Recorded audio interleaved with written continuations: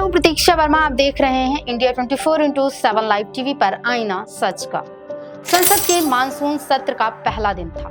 हंगामों, बहसों और राजनीतिक रस्साकसी से भरा हुआ।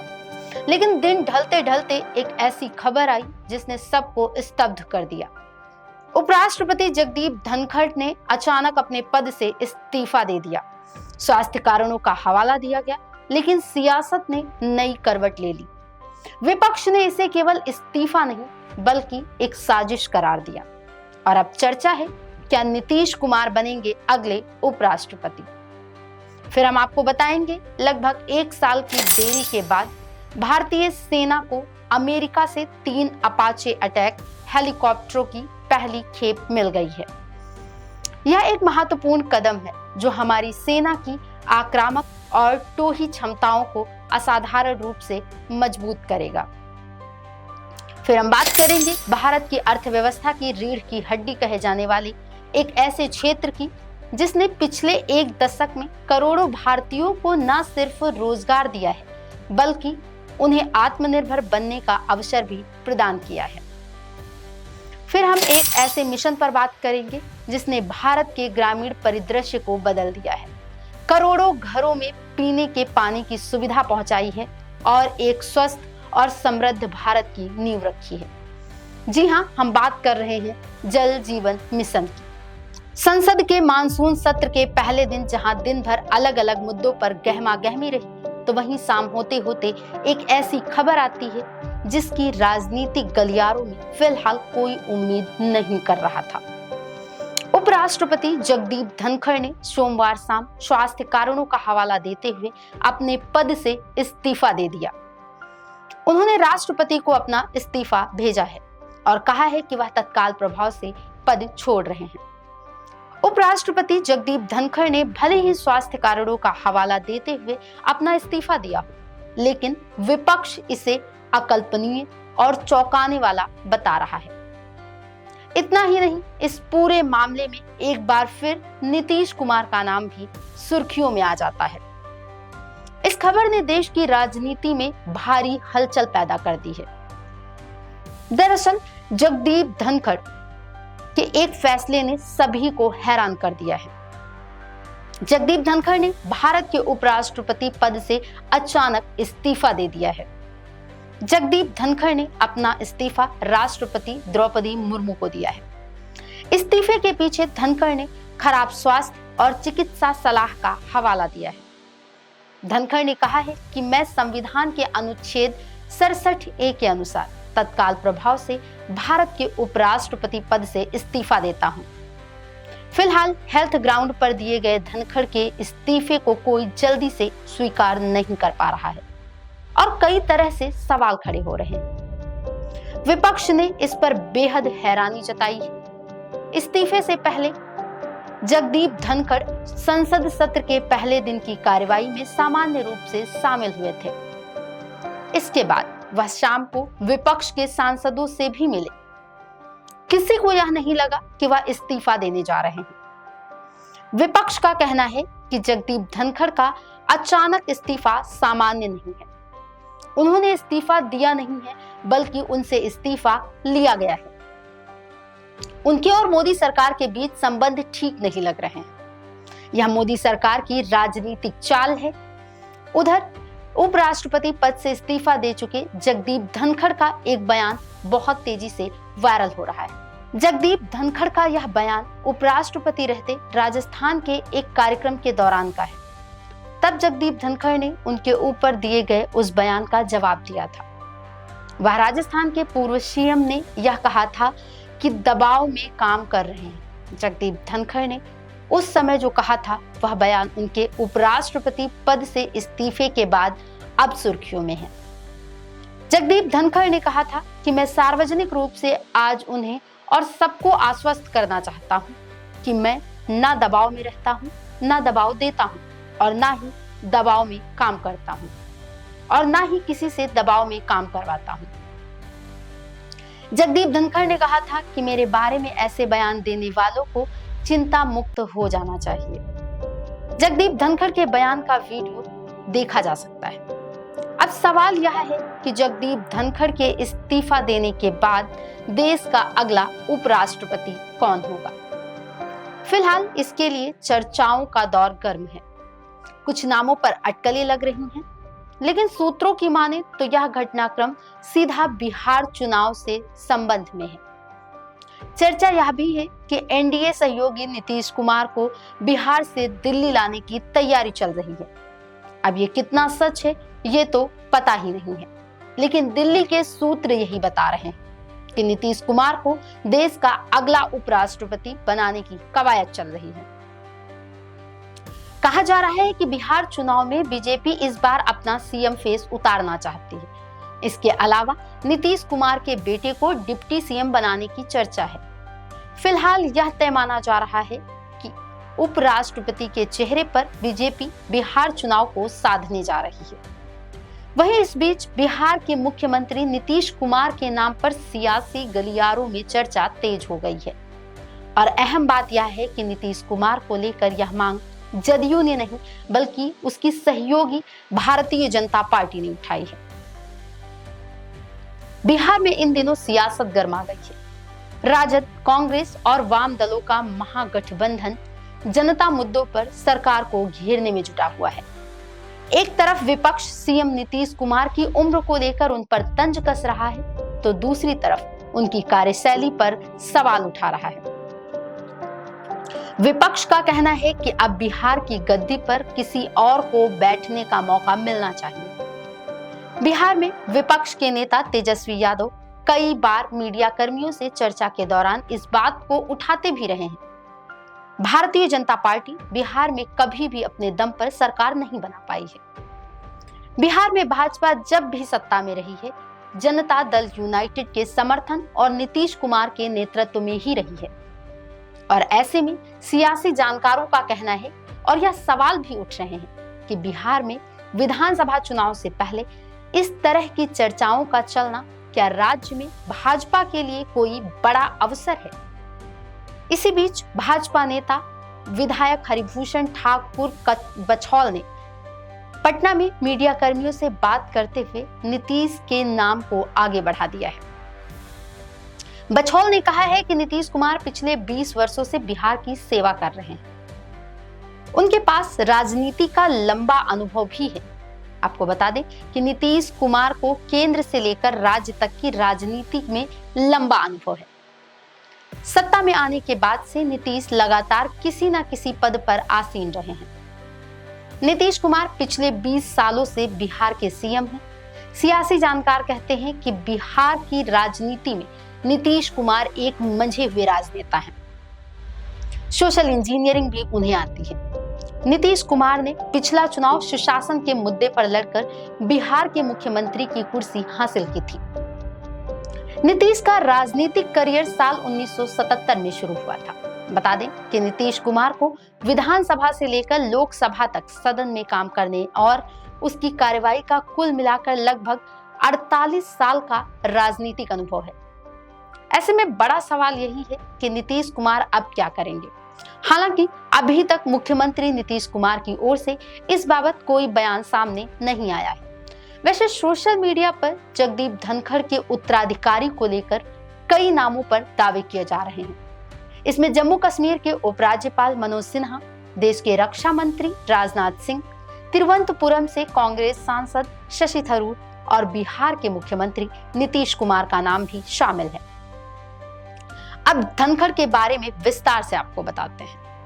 जगदीप धनखड़ का जन्म 1951 को राजस्थान के झुंझुनू जिले के किठाना गांव में हुआ था। वह जाट परिवार से ताल्लुक रखते हैं। धनखड़ की शुरुआती पढ़ाई राजस्थान में ही हुई और इसके बाद राजस्थान विश्वविद्यालय से उन्होंने स्नातक किया। इसके बाद वह दिल्ली आ गए और दिल्ली विश्वविद्यालय से कानून की पढ़ाई की और डिग्री हासिल की। धनखड़ ने 1979 के आसपास राजस्थान हाई कोर्ट और इसके बाद सुप्रीम कोर्ट में बतौर वकील प्रैक्टिस की। इसके बाद वह धीरे धीरे राजनीतिक सफर में आ गए। अगर बात करें जगदीप धनखड़ के सियासी सफर की, तो जगदीप धनखड़ ने राजनीति में आने के बाद पहला चुनाव 1979 में झुंझुनू से लोकसभा का जीता था। वह पहली बार झुंझुनू से लोकसभा सांसद बने। इसके साथ ही 1990 में वह संसदीय मामले के केंद्रीय राज्य मंत्री बनाए गए। इसके बाद वह 1993 से 1998 तक राजस्थान के किशनगढ़ से विधायक भी रहे। वहीं 2019 में सक्रिय राजनीति से दूर होकर जगदीप धनखड़ पश्चिम बंगाल के राज्यपाल बने। वह 30 जुलाई 2019 से 18 जुलाई 2022 तक पश्चिम बंगाल के राज्यपाल रहे। वहीं जुलाई 2022 में पश्चिम बंगाल के राज्यपाल पद से हटने के बाद जगदीप धनखड़ ने अगस्त 2022 में एनडीए उम्मीदवार के रूप में उपराष्ट्रपति का चुनाव लड़ा। 11 अगस्त को धनखड़ ने भारत के 14वें उपराष्ट्रपति के रूप में शपथ ली। अब उन्होंने 21 जुलाई 2025 को उपराष्ट्रपति पद से अचानक इस्तीफा दे दिया। इस तरह वह 11 अगस्त 2022 से 21 जुलाई 2025 तक उपराष्ट्रपति रहे। हालांकि बतौर उपराष्ट्रपति धनखड़ का कार्यकाल 2027 में पूरा होना था, लेकिन इससे पहले ही उन्होंने पद छोड़ दिया। जगदीप धनखड़ पेशे से एक नेता के साथ साथ एक वकील भी हैं। उनका व्यक्तित्व सरल और सहज स्वभाव का है। इतने बड़े पद पर रहते हुए उनका व्यवहार दूसरों के प्रति काफी नर्म देखा गया। वह शालीन ढंग से अपनी बात कहते नजर आए। हालांकि बतौर राज्यपाल पश्चिम बंगाल में ममता बनर्जी से उनका टकराव भी खूब देखने को मिलता रहा है। ममता बनर्जी के साथ उनके रिश्ते इतने खराब हो गए कि मुख्यमंत्री ने धनखड़ को सोशल मीडिया पर ब्लॉक भी कर दिया। स्पीकर बिमान बनर्जी के साथ भी उनके रिश्ते कम कड़वे नहीं थे। स्पीकर ने 2021 में तत्कालीन राष्ट्रपति रामनाथ कोविंद से धनखड़ पर सरकारी मामलों में कथित दखलंदाजी की शिकायत की थी। इसके बाद बतौर राज्यसभा सभापति भी विपक्ष के साथ कई बार धनखड़ का टकराव हुआ। कुछ विपक्षी सांसदों ने जगदीप धनखड़ की मिमिक्री कर उनका मजाक भी बनाया, जिससे वह काफी आहत हुए। अब जगदीप धनखड़ के इस्तीफे के बाद सियासी गलियारों में कई सवाल खड़े हो गए हैं। विपक्ष का कहना है कि इसकी असली वजह सामने आनी चाहिए ताकि देश की जनता को सच पता चल सके। इस समय सत्ता पर काबिज एनडीए के पास दोनों सदनों लोकसभा और राज्यसभा में बहुमत हासिल है। ऐसे में बीजेपी एक मजबूत और दमदार नेता को कुर्सी पर बैठा सकती है। बीजेपी के जहन में उपराष्ट्रपति के लिए एक सर्वमान्य नेता की तलाश होगी, जो कि विपक्ष और सत्ता पक्ष दोनों को आसानी से साध सके। अब हम बात करते हैं अपाचे हेलीकॉप्टर की, जो भारत की सामरिक शक्ति को एक नई उड़ान देगा। लगभग 1 साल की देरी के बाद ये तीनों अत्याधुनिक अटैच हेलीकॉप्टर गाजियाबाद के हिंडन एयरबेस पर एक विशाल ट्रांसपोर्ट एयरक्राफ्ट के जरिए पहुंचे। सेना के सूत्रों ने पुष्टि की कि इन हेलीकॉप्टरों को पश्चिमी सीमा यानी कि पाकिस्तान बॉर्डर पर तैनात किया जाएगा। जानकारी के मुताबिक भारतीय सेना इन्हें जोधपुर में तैनात करने की योजना बना रही है, जो इस क्षेत्र में हमारी रक्षा तैयारियों को और अधिक पुख्ता करेगा। इस सौदे के इतिहास पर एक नजर डालते हैं। साल 2020 में जब अमेरिका के तत्कालीन राष्ट्रपति डोनाल्ड ट्रंप भारत आए थे, तब दोनों देशों के बीच भारतीय सेना के लिए 6 अपाचे हेलीकॉप्टरों को खरीदने का $600 मिलियन का सौदा हुआ था। इस सौदे के तहत पहली खेप मूल रूप से मई-जून 2024 तक भारत आनी थी, लेकिन कुछ तकनीकी और लॉजिस्टिक कारणों के कारण इसमें देरी हुई। हालांकि यह पहली बार नहीं है जब भारत ने अपाचे हेलीकॉप्टर खरीदे हैं। इस ताजा सौदे से पहले भारतीय वायुसेना पहले ही 22 अपाचे हेलीकॉप्टर खरीद चुकी थी। वो सौदा साल 2015 में अमेरिकी सरकार और बोइंग कंपनी के साथ हुआ था और वायुसेना को सभी 22 अपाचे हेलीकॉप्टर जुलाई 2020 तक मिल चुके हैं। भारतीय वायुसेना की अपाचे की 2 स्क्वाड्रन पहले ही ऑपरेशनल हैं, जिनमें से एक पठानकोट में और दूसरी जोरहाट में तैनात है। अब बात करते हैं कि अपाचे हेलीकॉप्टर को इतना खास क्या बनाता है और क्यों यह भारतीय सेना के लिए गेम चेंजर साबित होगा। अपाचे हेलीकॉप्टर्स अत्याधुनिक टारगेटिंग सिस्टम से लैस हैं। इसका मतलब है कि ये दिन रात और किसी भी मौसम में लक्ष्य का सटीक डेटा मुहैया करा सकते हैं। इनके पास नाइट विजन नेविगेशन सिस्टम भी है, जिसे रात के अंधेरे में हमारी सेना की आक्रामक क्षमताएं और भी प्रभावशाली होंगी। इनकी अधिकतम स्पीड करीब 300 किलोमीटर प्रति घंटा है, जो इन्हें युद्ध क्षेत्र में तेजी से पहुंचने और प्रतिक्रिया देने में सक्षम बनाते हैं। ऑपरेशनल रेंज की अगर बात करें तो यह लगभग 480 से 500 किलोमीटर है और यह एक बार उड़ान भरने के बाद करीब 3.5 घंटे तक हवा में रह सकता है। इसमें नवीनतम कम्युनिकेशन, नेविगेशन, सेंसर और हथियार प्रणालियां भी शामिल हैं, जो इसे एक बहुउद्देशीय मशीन बनाते हैं। इनमें सबसे महत्वपूर्ण है हेलफायर मिसाइल सिस्टम। यह missile system tank, laser guided missile और बख्तरबंद वाहनों को नष्ट करने में सक्षम है।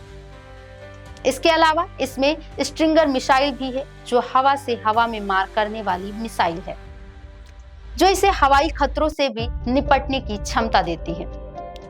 अपाचे में 30 mm की चेन गन भी लगी हुई है, जिसके बारे में बताया जा रहा है कि यह हर मिनट 625 राउंड फायरिंग कर सकती है, जो युद्ध के मैदान में दुश्मनों पर भारी पड़ने की क्षमता रखती है।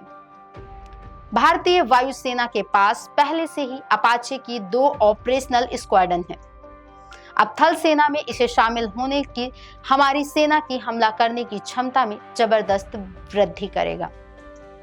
युद्ध या किसी भी कार्रवाई के दौरान हमारी सेना दुश्मन पर अधिक तेजी और सटीकता से हमला कर पाएगी। ये हेलीकॉप्टर न केवल हमले में बल्कि सुरक्षा टोही और शांति अभियानों में भी इस्तेमाल किए जा सकते हैं। इनकी बहुमुखी प्रतिभा भारतीय सेना को विभिन्न प्रकार के परिदृश्यों में प्रभावी ढंग से प्रतिक्रिया देने की क्षमता प्रदान करेगी। यह हमारी सेना के आधुनिकीकरण और भविष्य की युद्ध चुनौतियों के लिए तैयार रहने की दिशा में एक बड़ा कदम है।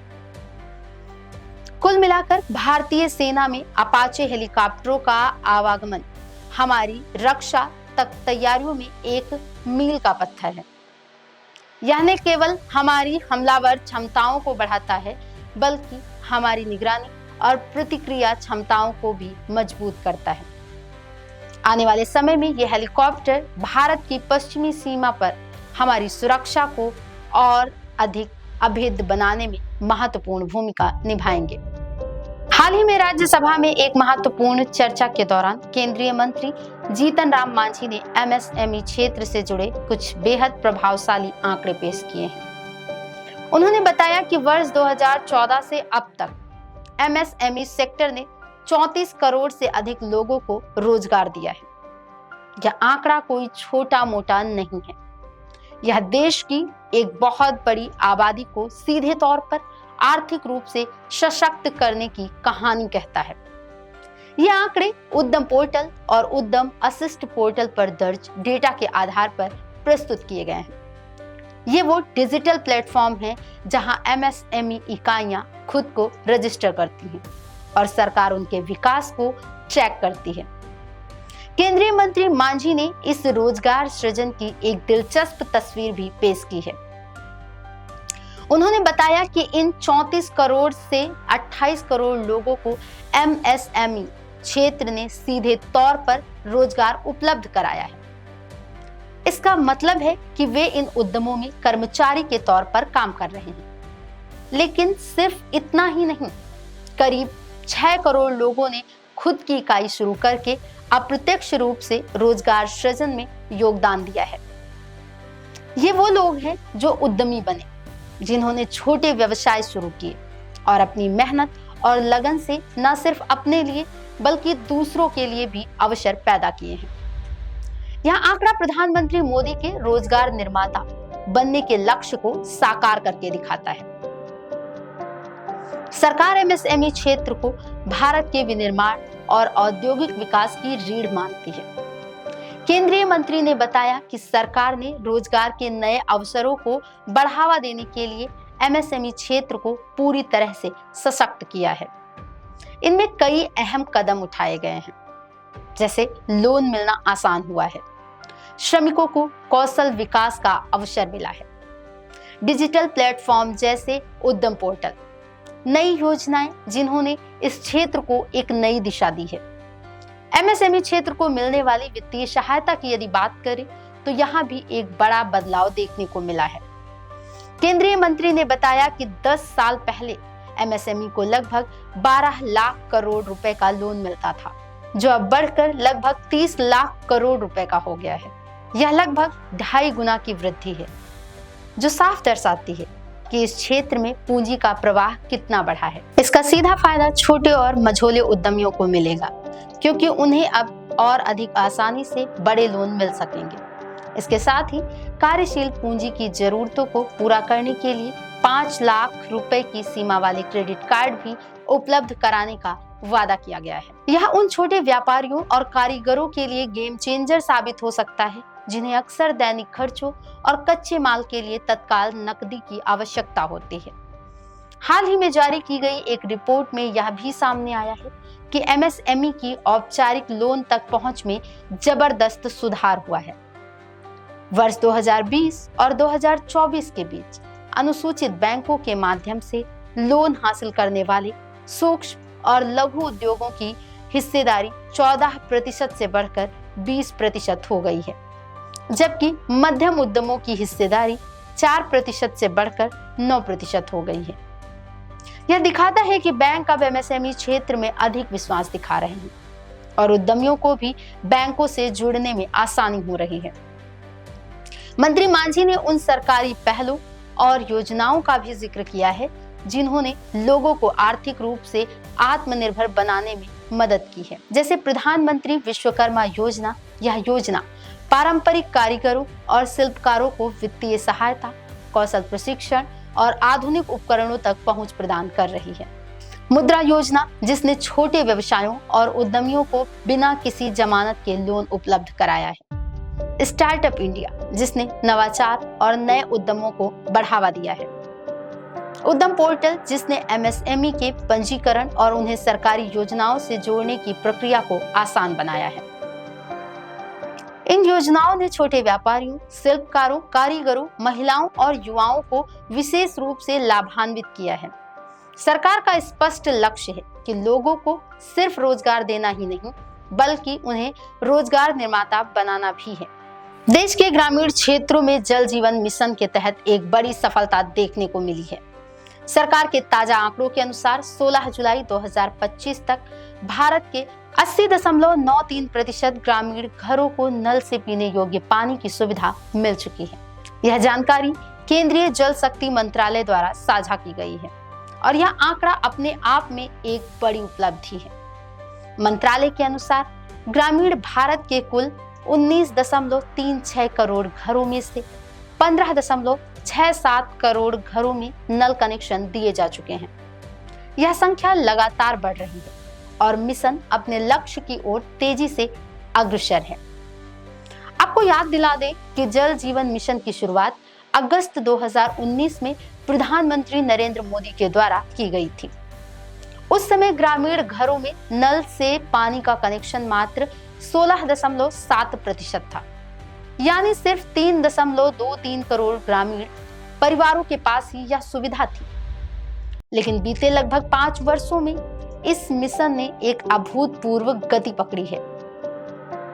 124.3 यानी कि 12 करोड़ 43 लाख नए कनेक्शन जोड़े गए हैं, जो यह दर्शाता है कि सरकार और राज्यों के संयुक्त प्रयासों से कितनी तेजी से काम हुआ है। यह आंकड़ा बताता है कि हर दिन लाखों घरों तक शुद्ध पेयजल पहुंच रहा है। सिर्फ कनेक्शन देना ही पर्याप्त नहीं है, बल्कि यह सुनिश्चित करना भी महत्वपूर्ण है कि वे कनेक्शन ठीक से काम करें और पानी की गुणवत्ता भी अच्छी हो। इस दिशा में भी जल जीवन मिशन ने सराहनीय कार्य किया है। 2022 में एक स्वतंत्र मूल्यांकन के तहत यह पता चला है कि इन कनेक्शनों में से 86% पूरी तरह कार्यशील हैं। यह एक बहुत ही सकारात्मक आंकड़ा है जो मिशन की प्रभावशीलता को दर्शाता है। इस मूल्यांकन में कुछ और महत्वपूर्ण निष्कर्ष भी सामने आए हैं।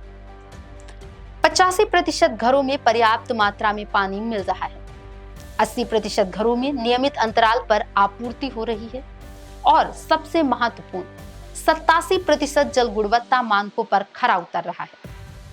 यह मूल्यांकन सांख्यिकी सैंपलिंग के आधार पर एक स्वतंत्र एजेंसी द्वारा किया गया था और अब 2024 के फंक्शनलिटी असेसमेंट का भी काम चल रहा है, जिसके परिणाम जल्द ही सामने आएंगे। जल जीवन मिशन प्रधानमंत्री नरेंद्र मोदी द्वारा 2019 में शुरू की गई एक महत्वाकांक्षी योजना है, जिसका मूल उद्देश्य 2024 तक हर ग्रामीण घर को नल से जल उपलब्ध कराना था। हालांकि कुछ पिछड़े क्षेत्र अभी भी योजना से पूरी तरह से लाभान्वित नहीं हो पाए हैं, लेकिन देश इस लक्ष्य की ओर तेजी से बढ़ रहा है। केंद्र सरकार राज्यों के साथ मिलकर इस मिशन को प्रभावी तरीके से लागू कर रही है। जल शक्ति राज्य मंत्री वी सोमन्ना ने राज्यसभा में बताया कि केंद्र सरकार संबंधित राज्य सरकारों के साथ कार्यों की नियमित समीक्षा कर रही है। उच्च स्तर पर समीक्षा बैठकें, सम्मेलन, कार्यशालाएं और वीडियो कॉन्फ्रेंस भी आयोजित की जाती हैं, जिनमें राज्यों को समय से लक्ष्य प्राप्त करने के लिए योजना बनाने और कार्यान्वयन में तेजी लाने की सलाह दी जाती है। इसके अलावा राज्यों को सहयोग देने के लिए क्षेत्रीय दौरे भी किए गए हैं। जल जीवन मिशन सिर्फ पानी पहुंचाने की योजना नहीं है, बल्कि यह ग्रामीण भारत के स्वास्थ्य, स्वच्छता और जीवन स्तर को ऊपर उठाने का एक बड़ा प्रयास है। शुद्ध पेयजल की उपलब्धता से बीमारियों में कमी आती है, महिलाओं और बच्चों को पानी लाने के बोझ से मुक्ति मिलती है और ग्रामीण समुदायों में एक नई ऊर्जा का संचार होता है। यह मिशन भारत के विकास की कहानी में एक महत्वपूर्ण अध्याय जोड़ रहा है और हमें उम्मीद है कि जल्द ही देश का हर घर जल के लक्ष्य को प्राप्त कर लेगा। आज के लिए बस इतना ही। मैं प्रतीक्षा वर्मा आपसे विदा लेती हूँ। हमारी मुलाकात होगी आपसे कल फिर नए विषयों के साथ। आईना सच का एक बार फिर हमें ये याद दिलाता है, इस बात से फर्क नहीं पड़ता तुम कितनी गलती करते हो या कितनी धीरे बढ़ रहे हो, क्योंकि तुम उन लोगों से बहुत आगे हो जो कोशिश ही नहीं करते। नमस्कार।